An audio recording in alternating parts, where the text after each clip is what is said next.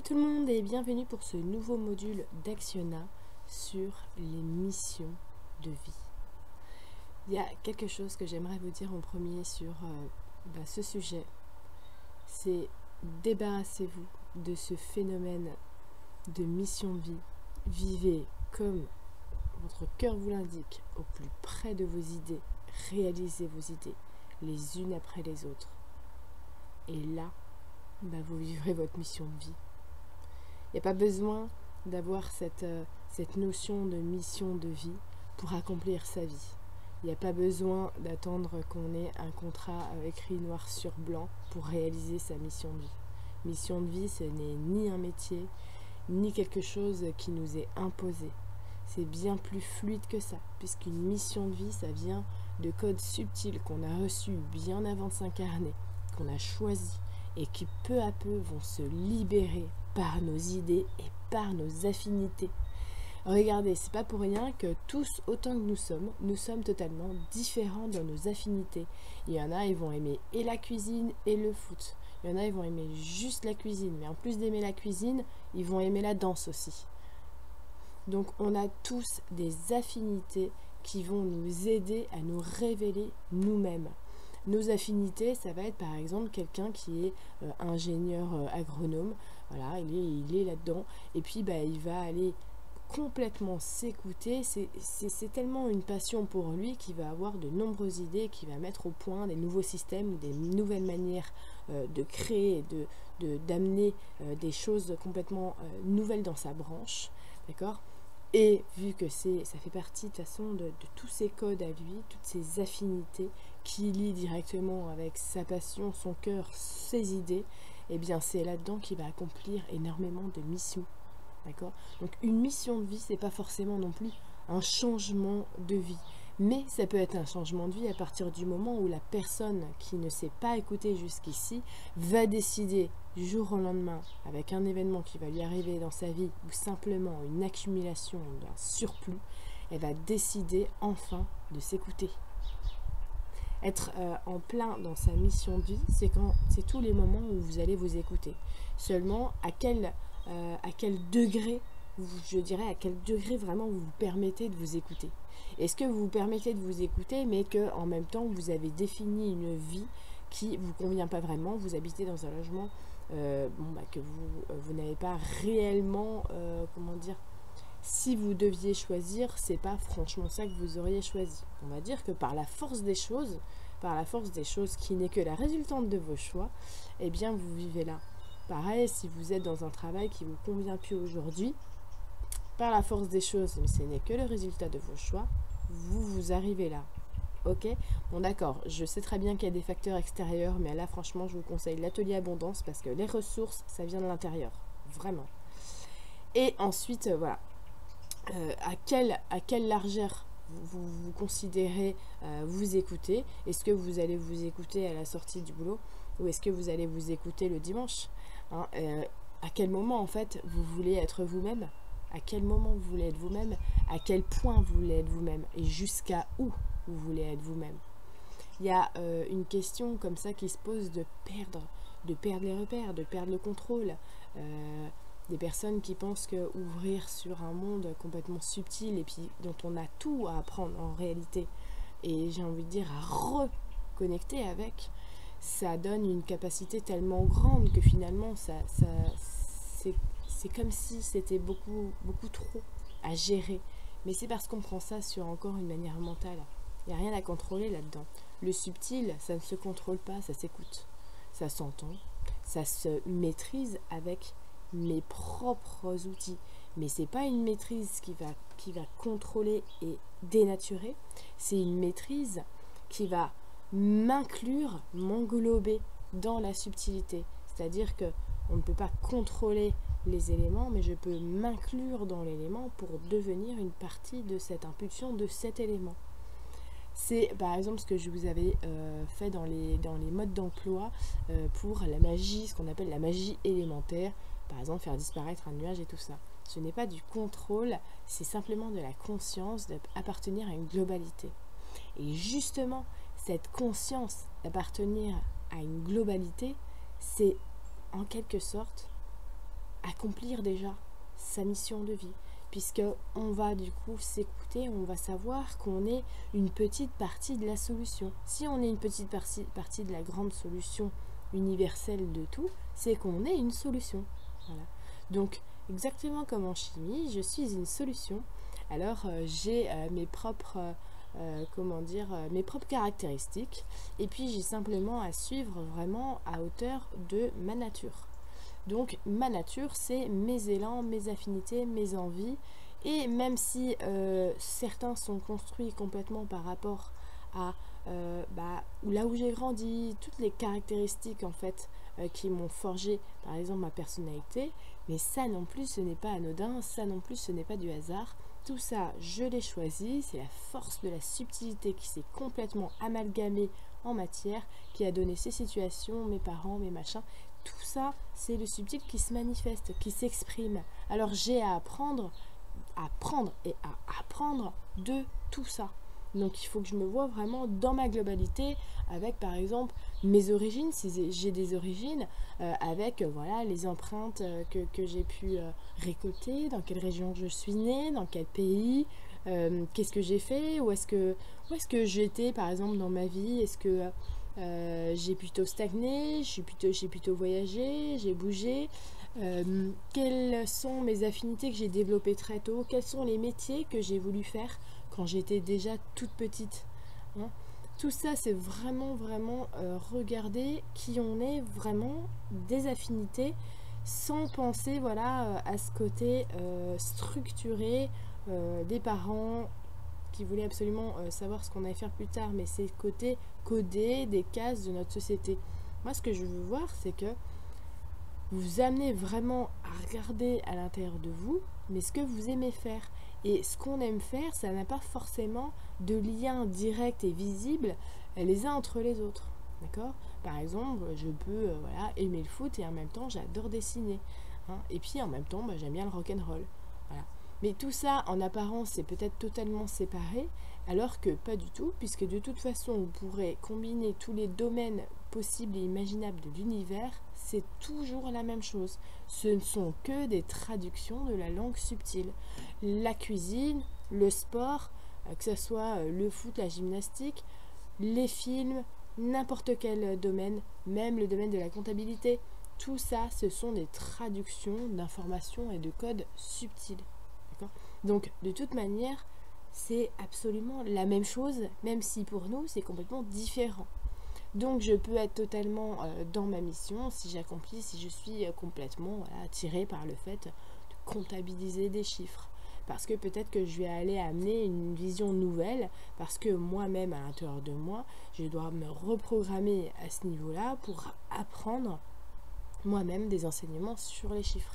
Et puis amener ici peut-être une autre manière de faire. Alors je dis pas qu'on est tous des Einstein en puissance pour amener une formule qui va tout changer, mais un tout petit truc du quotidien.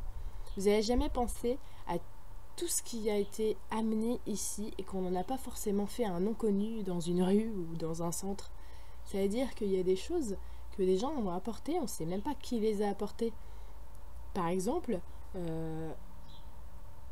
des certaines manières de faire. Alors on va prêter ça à l'histoire de notre civilisation par exemple, mais certains objets, tout ce qu'on fait ici, regardez bien tout notre quotidien en fait, eh bien c'est forcément qu'il y a des gens qui ont réfléchi à des choses petit à petit. Il y a quelque chose il y a un film que vous pouvez voir qui est vraiment super. Alors, la nana, pour le coup, elle est vraiment... elle invente des choses, mais je trouve que c'est une très belle manière de comprendre qu'on est tous des inventeurs dans notre domaine et par rapport à notre vie. C'est le film Joy. Et la nana, dans le film, elle est passée complètement à côté de sa vie au début, parce que justement, il fallait qu'elle assure au niveau de ses parents, au niveau de ses enfants, le mariage qui a mal tourné. Elle a vraiment pris énormément de responsabilités en se faisant toujours passer après. Et donc elle se retrouve en fait à être une ménagère quoi. Elle est une ménagère, son quotidien c'est de nettoyer la merde par terre et voilà, de veiller sur ses enfants. Et en gros elle s'épanouit pas du tout, en tout cas elle s'épanouit pas du tout comme ça. Mais elle imagine comment améliorer son quotidien. Voilà, truc hyper important. C'est de là que tout va découler puisque grâce à son expérience justement du quotidien, puisqu'elle sait très bien, puisque eh bien elle le vit tous les jours, elle s'est dit ce balai là, ce balai que je me sers, qui est vraiment pourri pour laver le sol, je peux en faire quelque chose de bien. Et voilà comment elle a commencé à vivre, si on peut dire, sa mission de vie, à amener tout ce qu'elle pouvait amener, c'est-à-dire qu'elle a amené son imagination, elle a amené ses idées, ses innovations. Et puis bah je ne vous dirai pas la suite du film, mais voilà, vous allez comprendre si vous voulez le regarder. C'est vraiment qu'elle s'est complètement, en fait, elle a décidé un jour de s'écouter, clairement. Donc, la mission de vie, c'est pas quelque chose qu'on doit aller voir à gauche et à droite, quelqu'un qui va nous dire tiens, toi t'es machin, toi t'es ci, toi t'es ça. Je vois énormément de gens qui consultent et puis qui viennent me dire oh bah moi on m'a dit que j'étais passeur d'âme. Mais écoute, tout le monde l'est. C'est bien pour ça que j'ai fait un mode d'emploi pour tout le monde.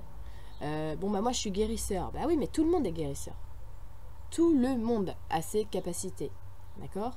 Vous prenez par exemple un informaticien. Alors vous allez me dire mais tout le monde n'est pas informaticien. Bah oui mais ça s'apprend. Il n'est pas né informaticien. Donc vous êtes né en fait informaticien, mais sans comment dire, comprendre comment ça fonctionne. Donc après vous allez apprendre à le faire. Et c'est pour ça que vous devenez un informaticien. Et bien pour guérir, pour faire passer les âmes, c'est exactement pareil. Vous êtes né guérisseur, vous êtes né passeur d'âme, seulement vous ne savez pas comment on fait. Donc on a toute cette potentialité, c'est ça le potentiel infini, illimité en nous. Et là je vous donne juste des exemples de métiers. Mais on a toute cette potentialité à l'intérieur de nous.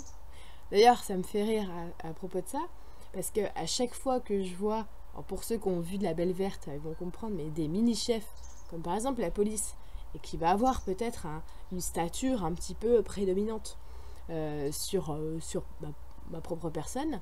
Et je suis toujours en train de me dire, pourquoi tu te comportes comme si tu étais supérieur à moi? Alors, c'est pas tous les policiers, mais ça m'est déjà arrivé une fois.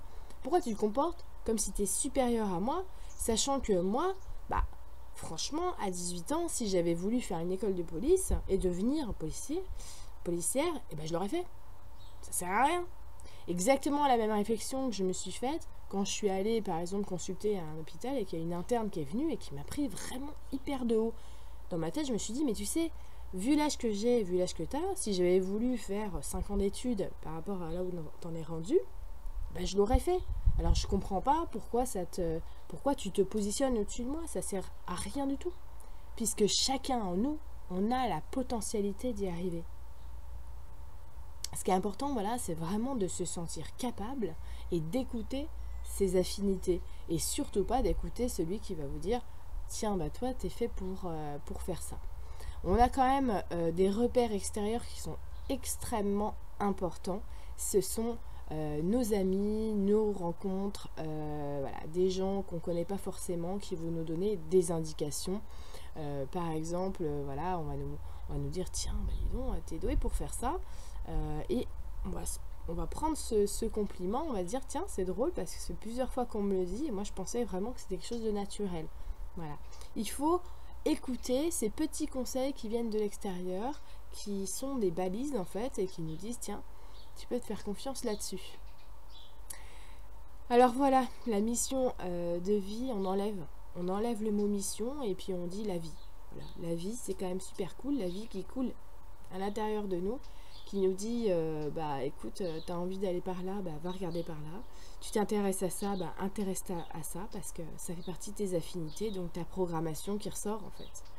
T'as pas besoin de voir à quel moment t'as signé le contrat qui te disait que t'allais t'intéresser à ça dans ta vie pour t'y intéresser. C'est hyper important de laisser cette subtilité toujours à la place qu'elle a, quoi. C'est-à-dire que la subtilité, elle est toujours au moment présent. Elle était dans un moment passé avant de venir, mais le subtil n'a pas de temps. Donc de toute façon, c'est à la fois votre avenir, votre futur, votre passé, votre présent, là, ce qui va se passer immédiatement ou non. Donc en gros, c'est comme si c'est écrit, et en effet, en même temps, ce n'est pas du tout écrit. Mais de toute façon, on s'en fiche, puisque c'est la vie elle-même. Et la vie elle-même, elle n'a pas d'arrêt. Rien ne s'arrête. Et rien n'a commencé. Donc, ma mission de vie, c'est surtout l'émission. Une émission de la vie. Ce que je vais émettre dans ma vie. Ce que je vais émettre par rapport à ce que j'ai réceptionné. Et je m'influe comme ça dans ce cycle, ce roulement. Et je vais donner.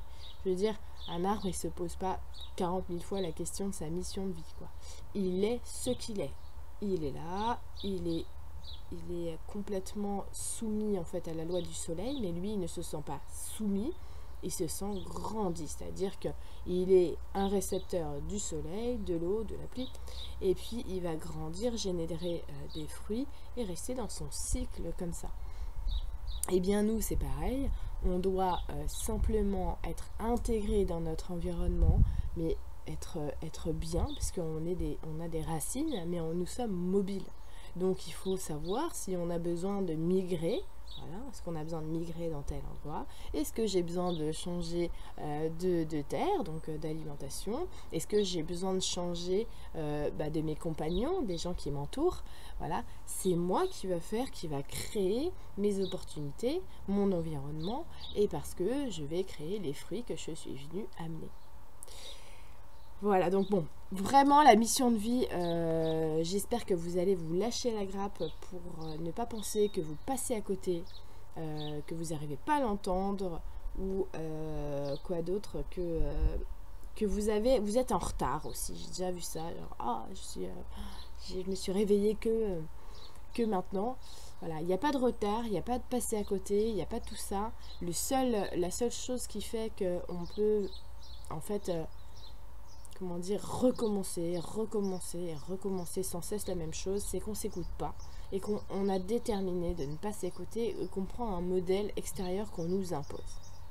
Imposez-vous à vous-même votre modèle intérieur, celui que vous choisissez, et vous serez toujours en accord avec votre mission de vie. La mission de vie, c'est être en accord avec son moi. Et donc, c'est à ça qu'il faut travailler. Donc, du coup, vu qu'on n'est pas tous toujours en raccord, en alignement avec notre moi tous les jours, on peut dire qu'on n'est pas tous complètement dans les clous de notre mission de vie. Est-ce que c'est pour ça que tout part en vrille ? Peut-être. Mais en même temps, on est tous en train d'évoluer dans la bonne direction. Évidemment, puisque nous sommes des êtres perfectibles et évolutifs. Voilà les loups, bon, on se prend plus la tête sur la mission de vie, on kiffe notre vie, on s'écoute à fond, et puis on y va franco, on arrête de se créer des peurs de l'avenir, du futur, hein. On arrête de se prendre la tête, on s'écoute un maximum et on développe à travailler l'observation de nos propres réactions, de nos schémas, de nos pensées. On se regarde en face, on regarde nos infinités et on compose avec, et puis on vit quoi, hein? Allez, bisous.